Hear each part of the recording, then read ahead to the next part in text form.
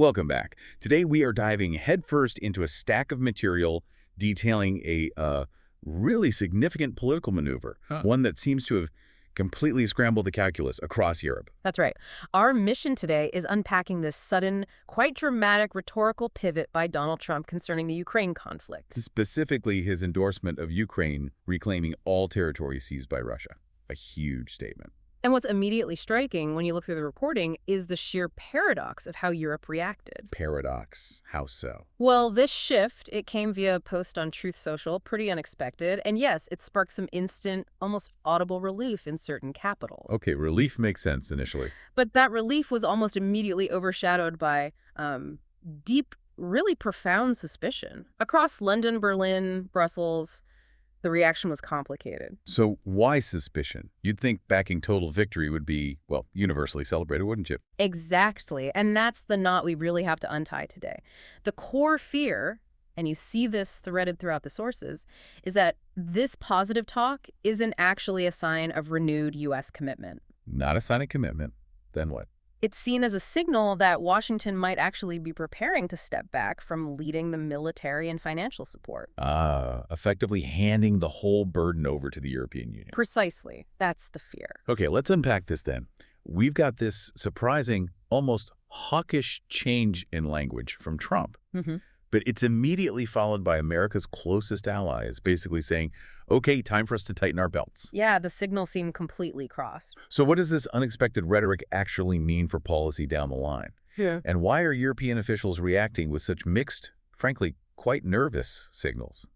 That's our deep dive mission today. Well, to really appreciate the whiplash here, you have to look at the timing. Okay. This endorsement calling for Ukraine to reclaim all territory. It was a complete 180-degree turn from his earlier public comments. Where he was suggesting Ukraine might need to cede land just to end the fighting, right? Exactly. And the crucial context, the really key bit here, this came just weeks after he had that very warm, very publicized reception for Vladimir Putin up in Alaska. Right. I remember that. You can almost picture diplomats across Europe just spilling their coffee. Yeah. When that second Truth Social post dropped. No doubt, because they were probably still trying to decode the optics of the Putin meeting from, what, a week or two earlier? So the confusion was palpable. Absolutely. And the reaction confirms it. It wasn't pure celebration, not at all. It was fundamentally a moment of high anxiety just wrapped up in a thin layer of optimism. Okay, give us an example. Take German Foreign Minister Johann Wadephul. The reports say he welcomed Trump's remarks, called them a step forward. But, there's always a but. But he immediately followed that welcome with a public warning. He said Europe must now step up and increase its own efforts. Ah, there it is. That little addition, Europe must now step up. That's the real interpretation, isn't it? That seems to be the takeaway. They see the U.S. pivot as a burden transfer, not a renewed promise of support. It certainly looks that way, and you see that same cautious welcome elsewhere. Poland, for instance. What did Warsaw say? Reporting noted Polish President Karol Nawrocki praised the speech, called it excellent, even. Okay, sounds positive. Yet he apparently conceded to analysts later that it looked more like a public change, maybe a political calculation, rather than a deep, settled policy shift. So, words, not deeds. That seems to be the worry. Poland's own foreign ministry called the comments positive, but again, they were notably reserved, quite cautious in their enthusiasm. So the central fear holds. Yes, as policymakers across the continent seem to be voicing, it's that the U.S. is using this strong rhetoric, this endorsement of victory, as a sort of calculated precursor to disengagement. Okay, so if the words sound good, but the underlying policy signal feels negative, analysts must be scrambling. How are they decoding this strategic ambiguity? Yeah, there's been a lot of analysis. We can turn to Neil Melvin. He's at the Royal United Services Institute, RUSI. It's one of Europe's most respected security think tanks. And what's Melvin's take? Well, Melvin noted there is a sense, perhaps, that Trump's understanding of the conflict has maybe evolved. Evolved how? It suggests he might have moved away from that earlier idea that the war could just be shut down easily, by trading territory for peace. Okay, and evolution sounds positive on the surface. It does, but Melvin's analysis immediately pours some pretty cold water on any real European optimism. How so? What's the catch? He argued, pretty forcefully, that the ultimate message behind the rhetoric is actually quite clear. Which is? That Trump's strategic ambiguity suggests he's encouraging Ukraine while distancing the U.S. from leading the fight. Ah, So the encouragement is just cheap talk, rhetorical support. That seems to be the interpretation. While the distancing, the pulling back from leadership, that's the actual policy implication that European leaders are zeroing in on. And that distance, that perceived disengagement, must be terrifying for allies on the front lines. Absolutely. And we saw some very blunt assessments filtering out from anonymous diplomats in the reporting. Really? Yeah. What were they saying off the record? Well, we had two particularly telling quotes from officials who spoke anonymously to reporters. They really highlight that suspicion. Go on. A Western European diplomat remarked quite simply, quote, "He seems to be saying his goodbyes." Saying his goodbyes. Wow. That implies a finality, doesn't it? An irreversible decision to pull back. It certainly sounds that way. And an Eastern European envoy, remember, their region would feel the immediate sting of any U.S. withdrawal was even more direct. What did they say? That envoy said, quote, "He's sending the message, this is Europe's war to resolve." Europe's war to resolve. Oof. Yeah. That is the real distilled fear, I think. That the U.S. is effectively transferring the entire strategic, logistical, and crucially, the financial responsibility for managing and funding this war onto the European continent. So if they are saying goodbye, as that diplomat put it, how quickly do they expect the U.S. money tap to actually, close? That's the urgent question. And what does that transfer of responsibility mean in real terms? In euros and cents and military hardware? Well, it comes at a staggering cost. And this brings us right back to German Minister Wedeful's warning.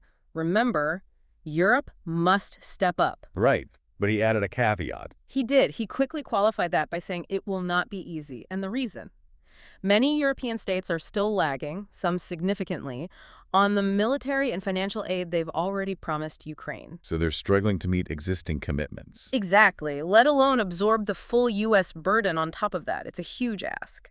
Now, if we zoom out a bit, this pressure, this pushing Europe to do more, it fits perfectly into a pattern we've seen for years now, doesn't it? Absolutely. This Europe First framework, as some analysts call it. It's a classic strategy from him, really. It is. Since his return to office, the reporting shows the U.S. leader has repeatedly pushed Europe to shoulder more of its own defense burden. And that pressure has had some effect already, hasn't it? It has. That demand has already prompted NATO allies to raise their own defense spending levels. And we've seen more European supplies going to Kyiv, things like advanced air defense packages. So analysts who track his political movements, they see this latest move fitting right in. Yes, they confirm this latest rhetorical push, which sounds like you should win, but also you should pay for it, fits that established pattern of burden transfer perfectly. Okay, so if the policy analysts and the diplomats are connecting these dots and seeing a strategic withdrawal, how did the financial world react? Did the markets buy this? The markets. Yes, they acted as a very sensitive barometer here. They provided some hard data points that seemed to confirm the anxiety. What did we see? We saw a really stark dichotomy, a split reaction. On one hand, European defense stocks, they actually climbed. Quite significantly in some cases. Okay, why would they climb? Well, that reflects the anticipation, the bet, that European governments will now be forced to rapidly ramp up their military procurement. Buying from their own defense contractors. Exactly. Buying from European companies to fill the expected void left by the U.S. stepping back. So the stock market is essentially pricing in a U.S. withdrawal, saying, okay, European defense firms are about to get massive new contracts. That's how it looks. But, and this is the other side of the coin, simultaneously, Ukrainian government bonds slipped. Slipped, meaning investors got nervous. Yes. It means investors instantly started reflecting serious doubts about the future of sustained, reliable U.S. financial support. And that support is absolutely critical for Kyiv's solvency, for its ability to function. So that market skepticism tells us the withdrawal theory isn't just diplomatic gossip. It's being taken very seriously by people placing actual bets. It appears so. The money is moving based on that assumption. This takes us deeper, though, maybe into the more political question.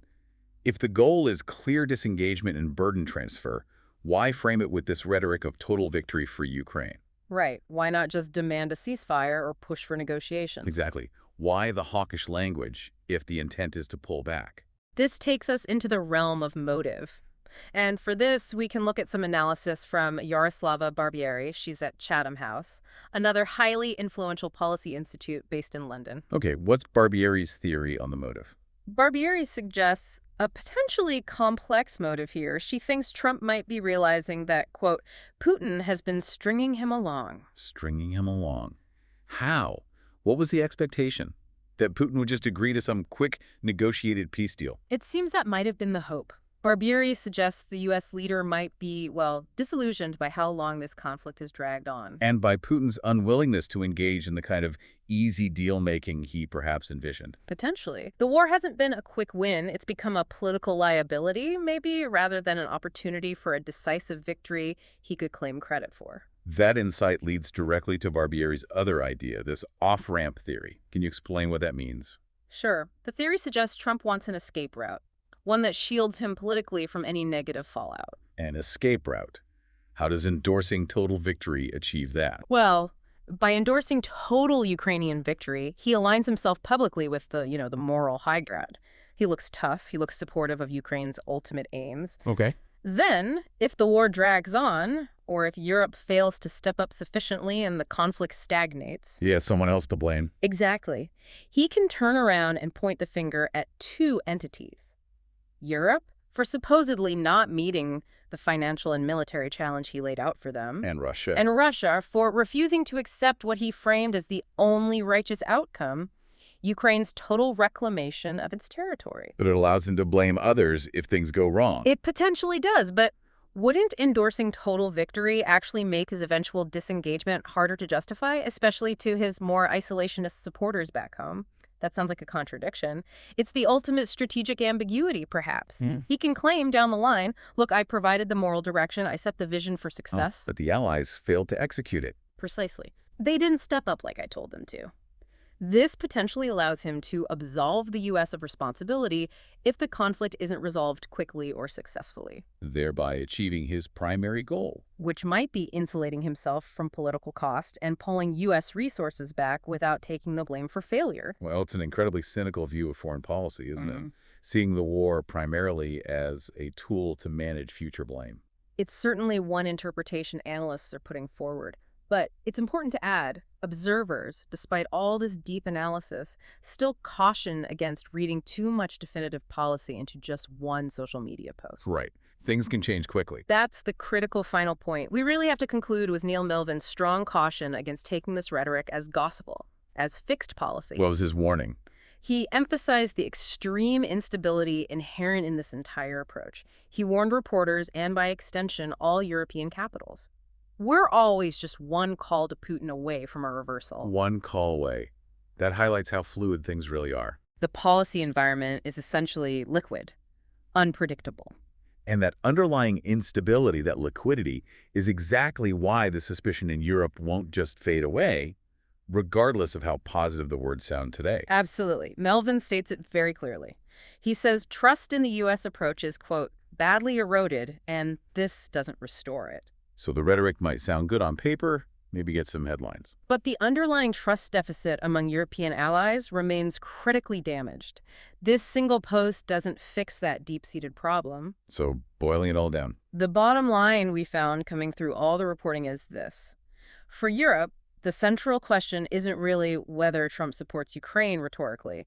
That's almost beside the point now. The crucial question is... The crucial immediate question is whether he is truly committed to leading the massive ongoing military and financial effort that's required long-term. And this shift in language doesn't answer that. No. In fact, this swift, seemingly positive shift in language seems to be less about a genuine change in Ukraine policy And more about... and perhaps everything to do with accelerating U.S. disengagement and successfully transferring that huge financial and strategic burden entirely onto the European continent.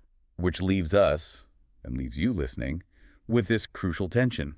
You have NATO allies like Germany and Poland being publicly told, step up, take charge. While simultaneously having to absorb staggering costs and security risks. But beneath it all is this profound underlying political instability, this awareness, this fear that U.S. policy could change dramatically, maybe overnight, maybe after just one phone call. And that keeps Europe, its markets, its defense planning in this chronic state of high anxiety. It's incredibly difficult to plan long-term under such conditions. So here's a final thought stemming from all this analysis. Given that U.S. trust is already, as Neil Melvin put it so starkly, badly eroded, what concrete, verifiable policy action, something much more tangible than just a social media post, could possibly be enough to restore European confidence in U.S. leadership for the duration of this conflict? That's a tough question. What would it actually take? Something for you to mull over as Europe tries to navigate this latest very ambiguous shift.